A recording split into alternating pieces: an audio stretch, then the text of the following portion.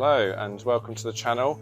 My name's Tim and I'm here in Uganda, Rukungiri, and we're looking at our maggots today. So we're currently going to be harvesting these any moment, and these black soldier fly maggots are fantastic for us because what they do is they allow us to feed our fish at a very much reduced price. So I'll explain what we're trying to do. There's a nice diagram here which I think always helps people to understand, but these maggots here are actually very good sources of protein.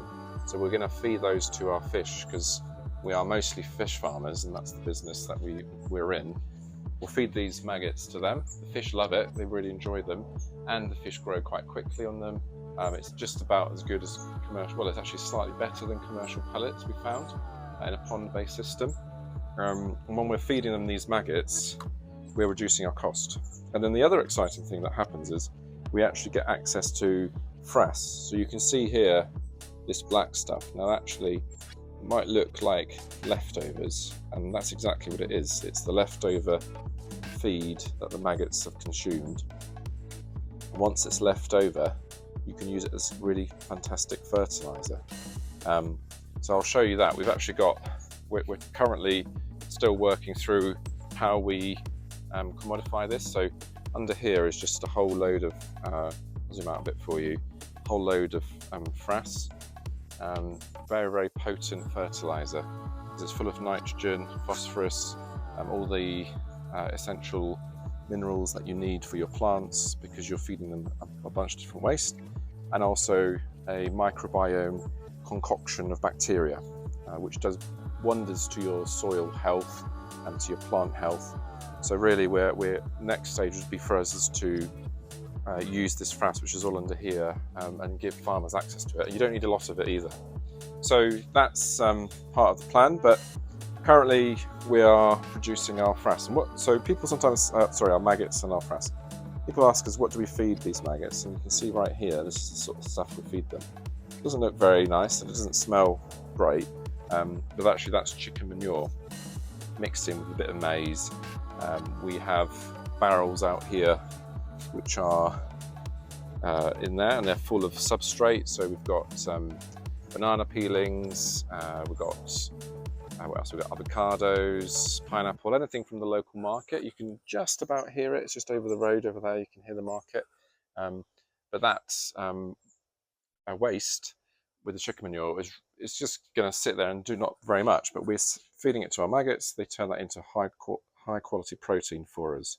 You can see them moving around, and then you also get fertilizer at the end. So yeah, it's good to be here. I'm going to show you the next stage as well. So once these black soldier fly, and you can see them emerging here, once they've finished, they actually start to crawl up here and they'll turn into pupa. So if I zoom down there, all those little black things, those are actually pre-pupa, and you can use those to turn into flies.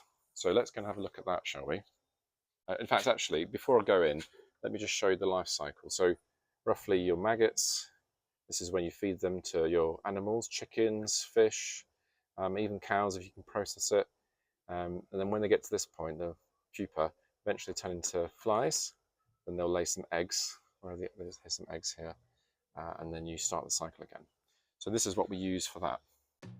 So I'm inside the polytunnel now, and long-time viewers of the channel will see that we've changed it a bit.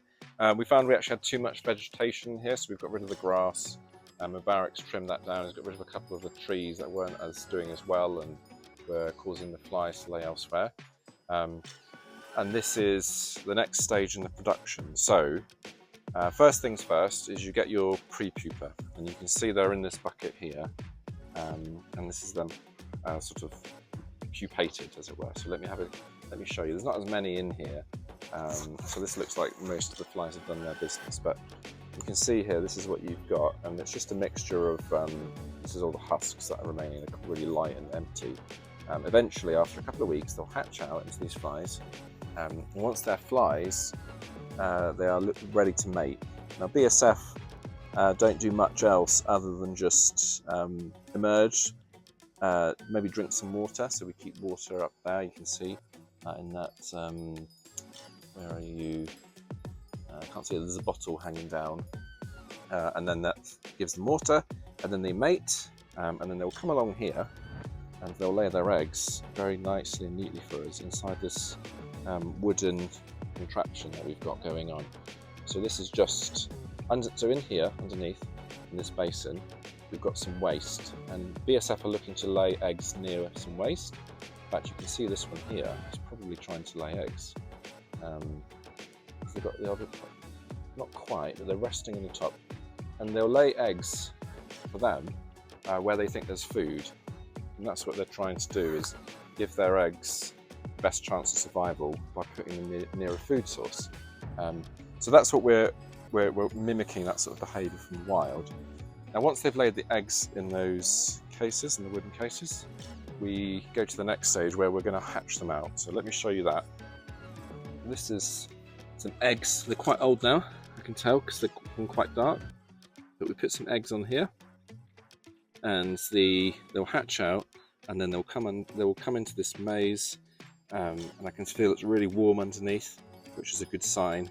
And they'll be moving around and wriggling around, and then growing into those maggots. And when they're like a couple of days old, we'll transfer them from here when they're small, put them straight into those bays, which are behind the polytunnel there. And that's the system that we're trying to go for. So you can see it's quite a nice, neat life cycle that you've got going on. The breeding, which is this part here, is actually quite a bit more challenging, I would say. You've got to make sure that your humidity is right, your temperature's right. You want about 35 degrees would be an optimum temperature, Celsius that is. I'm not sure what that's in Fahrenheit for you American viewers. Humidity, about 60 to 70% humidity, something like that. Obviously it'll fluctuate throughout the day, but this polytunnel really helps us with that because it gives us the warmth that we need. We're a bit cooler here. And that life cycle we really utilise, and so we get a lot of maggots. We've actually got so many maggots, let me show you. We've had to improvise and have these buckets here which are just full of maggots, just excess maggots that we'll feed to fish, and you can see here lots of them, but majorly this part here is for breeding, and that's a little bit trickier, but anyone can grow maggots. It's so easy to do, you can imagine. And it's a really good protein source for your fish, so for your chickens if you have them. So yeah, I'd encourage you to try BSF farming if you've got a small production system set up and you're trying to reduce your costs, or you want to use that waste. Really good system to use.